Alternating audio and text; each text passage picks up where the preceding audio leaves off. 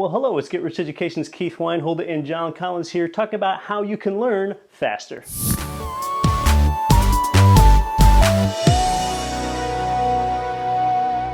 Well, being a platform named Get Rich Education, we are about learning. We're going to talk about how you can learn faster. And John, you are just a master student. You attend international networking events for both business and real estate, and you're such a fastidious reader. You often have several books that you're reading at one time. So just tell us about some of those techniques for reading and learning faster.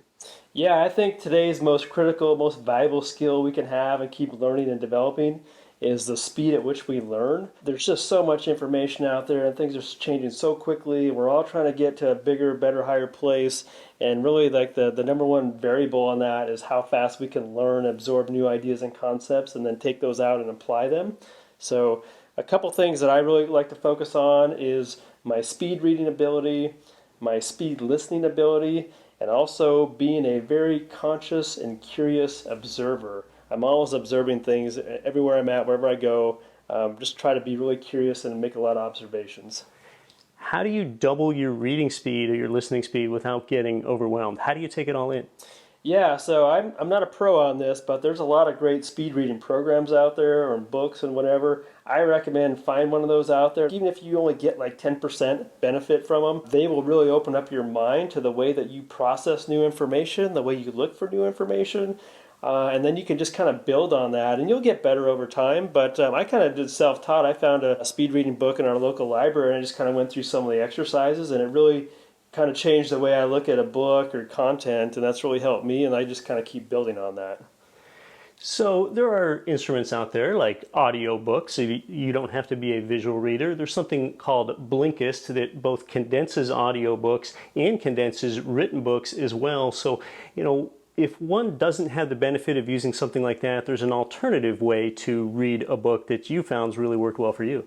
Yeah, for sure. I mean, audiobooks, Blinkist is really good. I consume a lot of podcasts, believe it or not.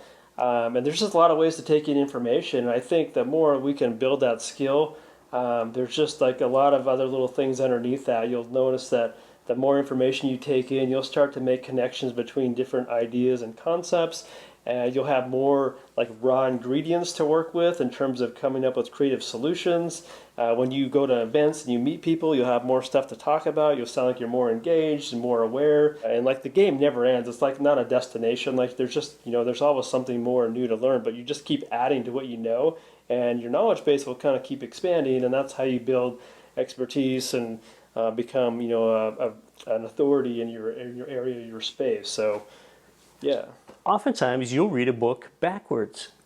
Yeah, so one of my favorite speed reading techniques is to actually read it backwards. And I don't mean I start at the back and I read a sentence in reverse. What I mean is I go to the last chapter in the book, and that's usually like the conclusion, right? So I want to see, where does this book end up? Like what's the scope? Like where am I going to start? Where am I going to end? So I kind of start with the last chapter to get a feel for where I'm going to end up. It's kind of the whole concept of begin with the end in mind.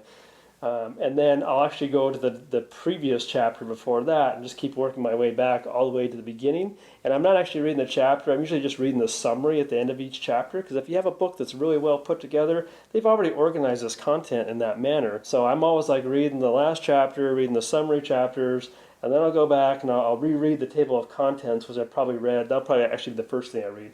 And I'll kind of skim the table of contents to kind of encapsulate the whole thing. So now I know where this whole book goes from A to Z, and maybe that takes me 5 minutes to do that.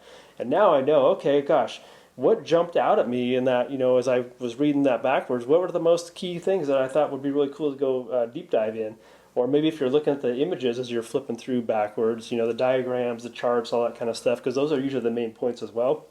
So once you do that, then you can go back and really go deep dive if there's a section or maybe a paragraph that you think is really valuable. And that's how you get through a book really fast. You get the main points.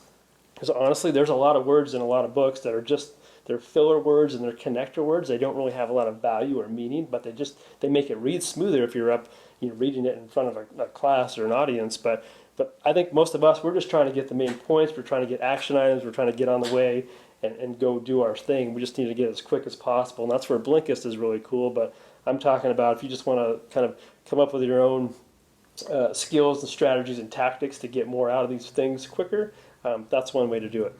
That can make a 380-page book seem much less daunting to you if you break it down that way. Any other takeaways that are practical that someone can have for learning faster and retaining what they've read? Yeah, I just want to go back to the speed reading. One thing too, so the beautiful part about speed reading, so that reading the book in reverse process, if you do that, well, guess what? You can do that again, and it takes another 5 or 10 minutes. So you can speed read a book like 10 times and much quicker than you could read like the first 3 chapters word for word all the way through. So just keep that in mind. Like if you don't get it all the first time, just speed read it again and like see what you get the second time. So that iterative process, and again, how you learn a lot of times is repetition.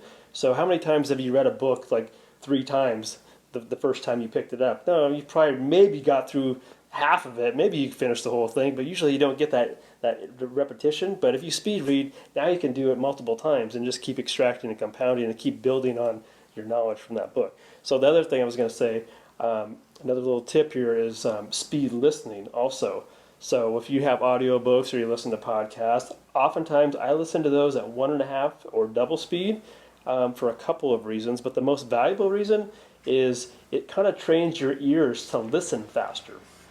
So if you're taking in that content quicker, you're able to connect dots and absorb information quicker and just kind of get a feel for where the audio is going in terms of the landscape. So it's sort of the same idea, but it's just using your ear instead of your eye. And then like what happens is like you'll be in a conversation with someone and you'll start to notice that you actually can absorb things quicker as they're talking to you. So that actually helps you carry on a better conversation because you can put more back into the conversation as you're getting more out of it if you're a better listener. So that's just another little tip. So maybe like a runner training for a 5-kilometer race will do 400-meter dashes 12 different times with rest in between. You're training to do things faster for shorter increments, and then when the 5K race comes around, that pace can feel relatively slow. So that's just one training technique, transferring reading and comprehending over to athleticism. It's a similar thing, and repetition is how you learn. Doing the right thing is more important than doing things right. So the type of book or audio medium that you select is surely important. Now, John, I know, of course, no one would ever listen to the Get Rich Education podcast any faster than 1x speed. You want to let that sink in and learn and hopefully listen to that 5 times. But in any case, for a recommended reading list, a very short list of only about 10 books that are finance and real estate related, check out getricheducation.com/read if you're looking for reading material yourself. For John Collins, I'm Keith Weinhold talking about learning. Thanks so much for stopping by.